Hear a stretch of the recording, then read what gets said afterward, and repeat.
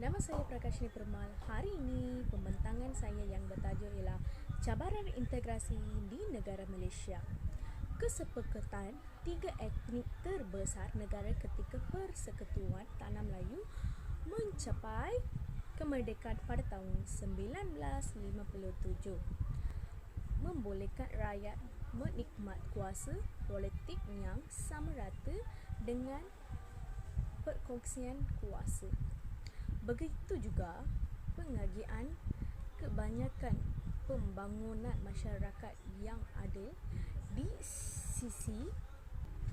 sisi undang-undang amalan demokrasi serta kontrak sosial di antara kepelbagaian kaum menghasilkan keharmonian masyarakat.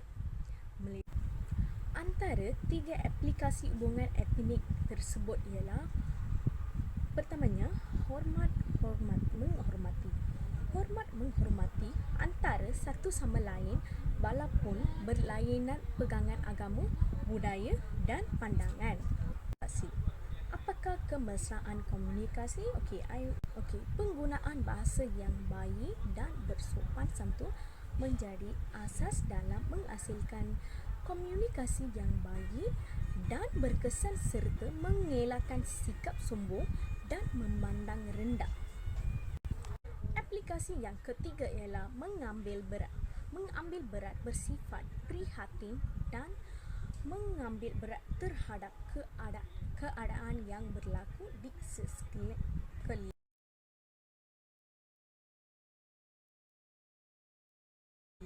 Seterusnya, terdapat banyak langkah diambil oleh pihak kerajaan untuk mengintegrasikan etnik di Malaysia.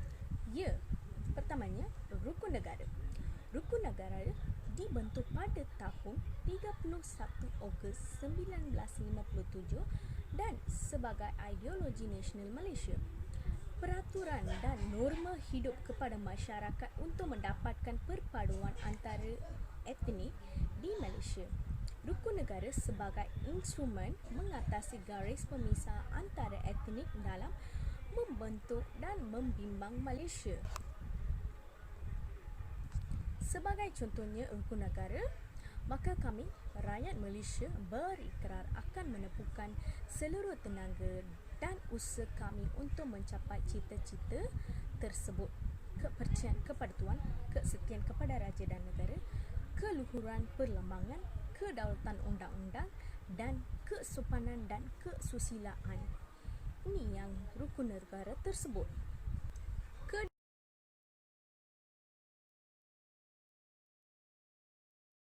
Keduanya ialah dasar pendidikan kebangsaan. Mata pelajaran elektif Tamil dan Mandarin di sekolah aliran sebagai kebangsaan sebagai bahasa kedua pemangkin proses integrasi antara kaum.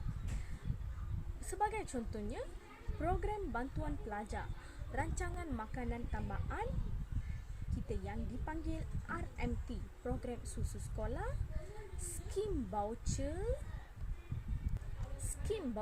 tuition dan skim pinjaman buku teks dan sebagainya.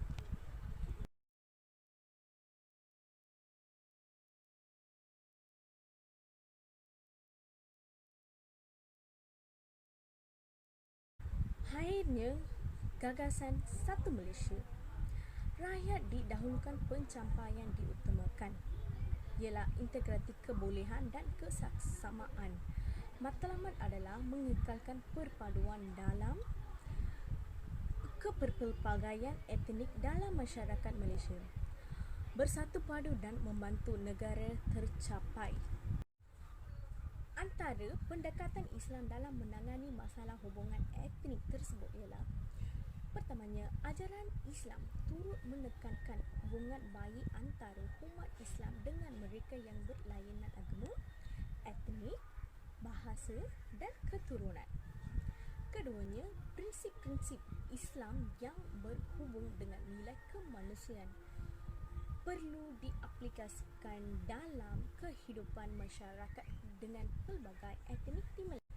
Ia dibahagikan hal mahabbah, bermaksud berkasih sayang, berkasih sayang, sifat kemanusiaan yang sewajarnya disemai dan dipupuk dalam sanubari setiap anggota masyarakat asas ini perlu diamalkan dalam kehidupan harian bagi menjamin keharmonian hubungan etnik di Malaysia. Keduanya ialah hal tafahum.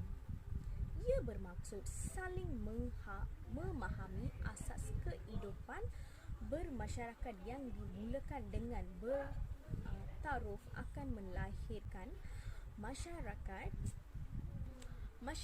yang saling memahami antara satu sama lain, perlu mengenali antara satu dengan yang lain, berpegang teguh kepada ajaran agama dan mengamalkan nilai-nilai hidup murni. Seterusnya, akhirnya gagasan satu Malaysia. Rakyat didahulukan, pencapaian diutamakan, ialah integriti, kebolehan dan kesamaan. Matlamat adalah mengekalkan perpaduan dalam keberpelbagaian etnik dalam masyarakat Malaysia, bersatu padu dan membantu negara tercapai.